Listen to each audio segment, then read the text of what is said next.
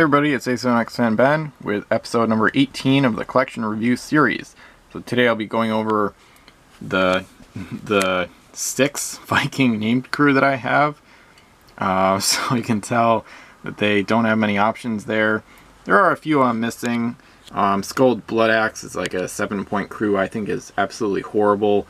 Should be like 2 or 3 points for a crappy boarding ability, or at least a mediocre one. But anyway, so I'll get into the ones I do have. Olaf Lindstrom is a Marine crew, pretty basic. As I've said before, I think they could have been 5 points, or even 4 if Musketeer was 2, which both of those things probably should have happened as well. But anyway, so they get a Marine. This one is actually extremely interesting.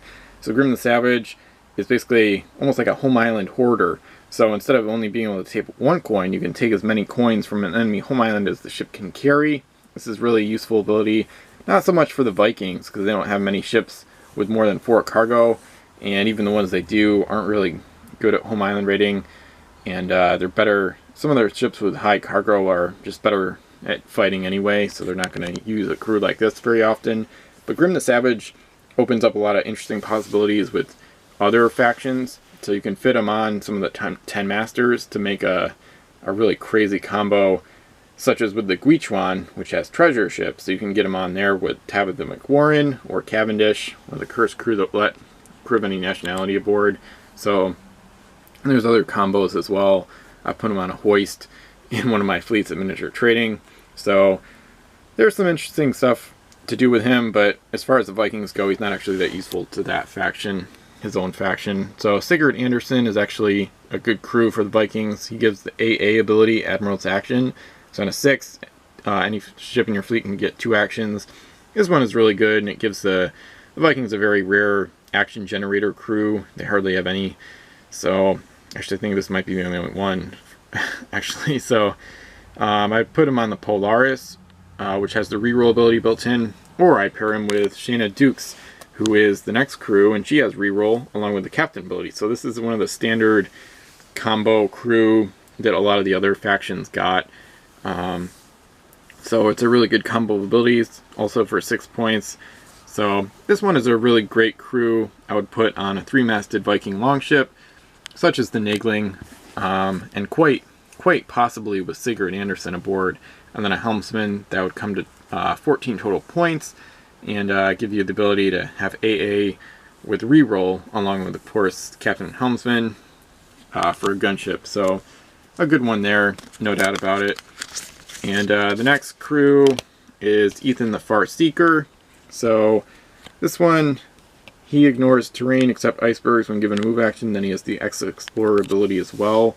So this is conventionally 3-point abilities each, so to get it for 4 instead of 6 is okay. But that being said, the problem here is these abilities aren't very good in the first place. A lot of times you can just avoid terrain, and S-Exploring, as I talked about many times in the past, S-Exploring is just not a very useful tactic or ability in general. So although you're getting a little bit of a discount, I guess he's still not a very useful crew. He does link to all Viking ships, so I guess I could see in a larger game you could maybe put him on the Grendel, for example, with a helmsman, which is a fast Viking ship, and go explore some islands and do that quickly. But other than that, he's not exactly a useful crew.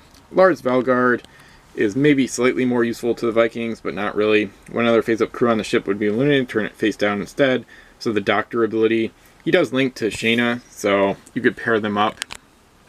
Problem is, if you pair them up, you're not going to have many other crew to protect, because that comes to 11 points. And you're going to have to use a large ship with a high point cost in order to protect other crew.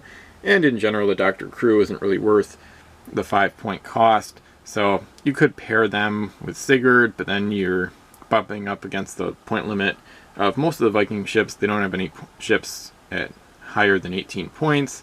So Lars is also not that useful. So of the Viking crew, this duo is by far the best, and I would highly recommend trying to get them if you do want to try out playing as the Vikings.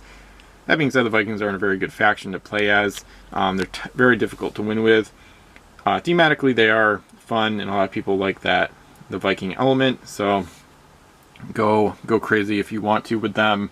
And but if you're trying to win with them, these two crew would be almost essential for the most part. And they do still have the regular host of generic crew, as the other factions got as well.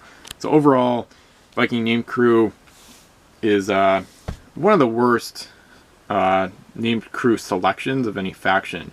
So we saw the Barbary Corsairs have a severe lack of good named crew. The Vikings are right up there for the worst selection. The Mercenaries actually have a better selection than either of those, as we'll see in the final, at least the final regular episode of this series, and I plan to do some extra episodes as well. But in general though, Viking named crew, not a strength of the faction to say the least, and they didn't really get very many of them. So thanks for watching this video.